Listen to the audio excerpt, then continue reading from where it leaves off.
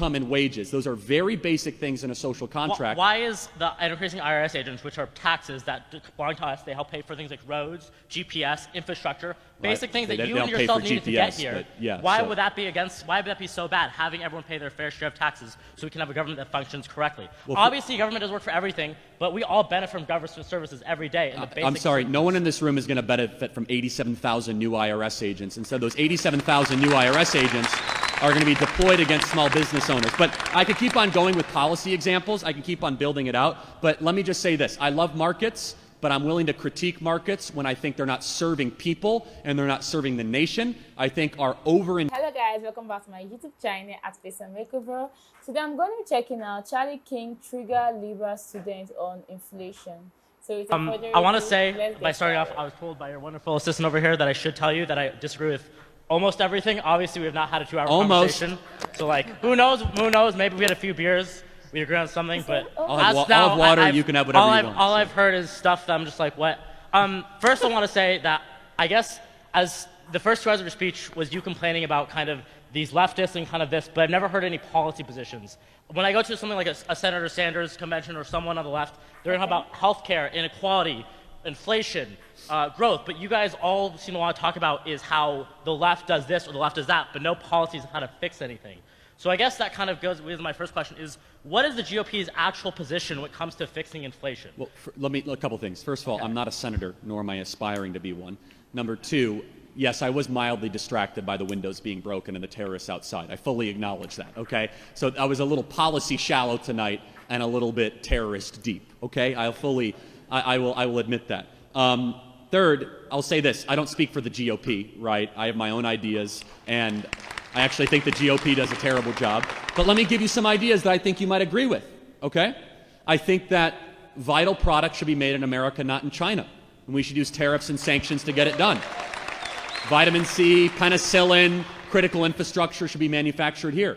I think American college graduates should be given preference to go work for American companies above foreign workers. And that means reforming the H-1B system and actually giving you, the American college-educated kids, a preference because we have a moral obligation to our own citizens over the citizens of another country.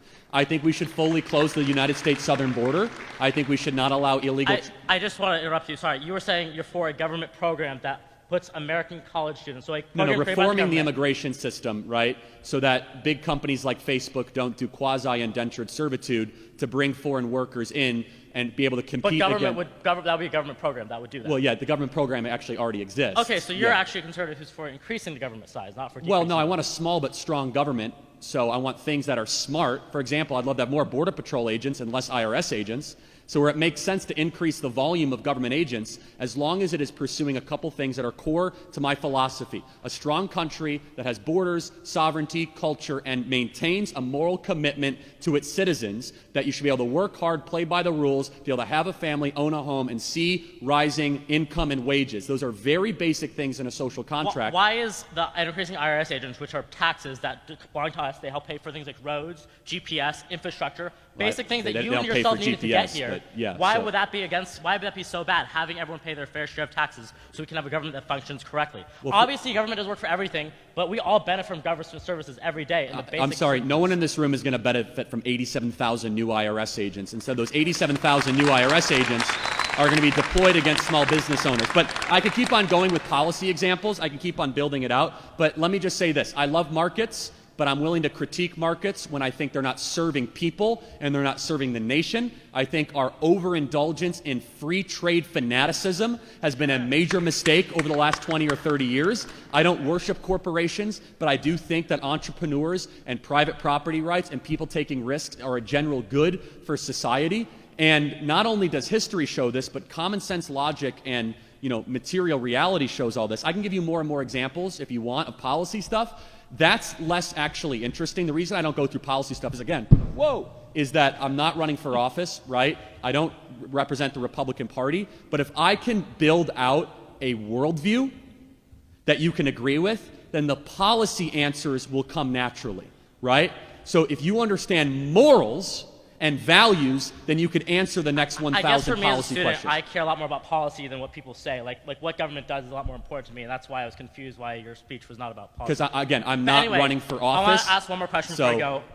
I guess for us, there used to be a thing called the middle class, or the idea of a growing and strong middle class. Yep. And I feel like for the past 10 years, especially on the right, maybe on the left too, for the more neoliberal left, but the right, that idea is kind of shrunken. I don't think there's a lot of talk of middle class.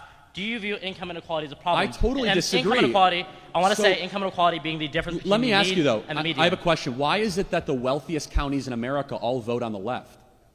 Because that's where how money works and how capitalism works is how where all the wealth is, where all the people want to be. But So Silicon Valley is all the jobs and all that why stuff. do they vote liberal then if the left... Well, in what ways they vote liberal? Not on taxes, not on For- things that I am for. they vote for Joe Socially- Biden, they vote for socially Nancy they're left, Pelosi. But they're socially left, but they're not economically left. Believe me, if you go to the Bay Area, they are very economically right. Dianne Feinstein is not left, in my opinion. So it may be left socially, but I don't think they're left in my point of view. Yeah, but So then let me ask you then, why is it that the muscular class in America has shifted right over the last 7 years? Not according to the midterms. I mean, you guys tanked on the midterms Okay, most recently. you keep It's on like- saying you guys. I don't represent Sorry, the my Republican Party, apologies. but I The- just want to critique one of your misguided premises, which is that somehow the right is not representing middle-class voters. It's the opposite. Actually, states that are traditionally blue-collar, muscular class, middle-class states are now solid red states. Look at Ohio. Ohio is a state that used to be far left, and now it's more in the right direction. So what is the right actually doing about it? To answer your question, a couple things. We're rejecting neoliberalism. Like, how about this? We shouldn't send $200 billion to Ukraine, and we should instead represent our own people and close our own border. That's number one. Number two is that we should be unafraid to use tariffs and sanctions to say that critical infrastructure and things that matter should be made here in America. Whether the delusion on the left, and I just want to challenge you on this, is that the left has a bunch of people that talk a good game, AOC and Bernie Sanders and Joe Biden, but when it really matters, they're nothing more than neoliberal shills that are willing to invade other countries, invite them into our country, and then lie to their voters under the veneer of social liberalism. The populist movement in America that represents real people, muscular class teachers, police officers, and firefighters, it lives on the American right because we listen to our constituents and we're willing to fight for ideas like tariffs, sanctions, closed border, and no more money to Ukraine. The left is shilling for all those things. Okay. Thank you for being here tonight. I appreciate it. Getting to the next one. Thank you. Can I just ask, is the difference between the mean and the median? Income There- inequality, there's is that a 50 problem? people in line. Income Thank inequality. you. Is that Income inequality is a big issue, which is exactly why I support the things that I said. I Next one. feel there are a lot of things that are going on that the government don't check or go through, and just like he said, I feel a lot of people are coming to the right these days than on the left, because the left is nowhere there anymore.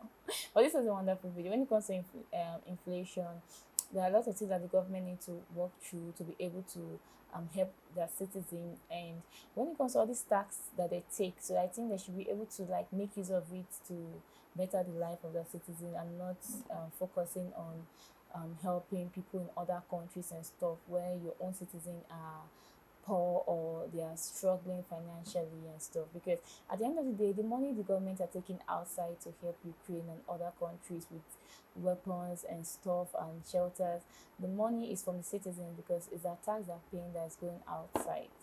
Well, this was a wonderful video, and I love the fact that Charlie is very educated and he knows things about different topics and is able to speak on it and defend himself, and I just love his energy. So thanks so much for this video. Don't forget to like, subscribe, and share my videos. I'll see you on the next one. Bye.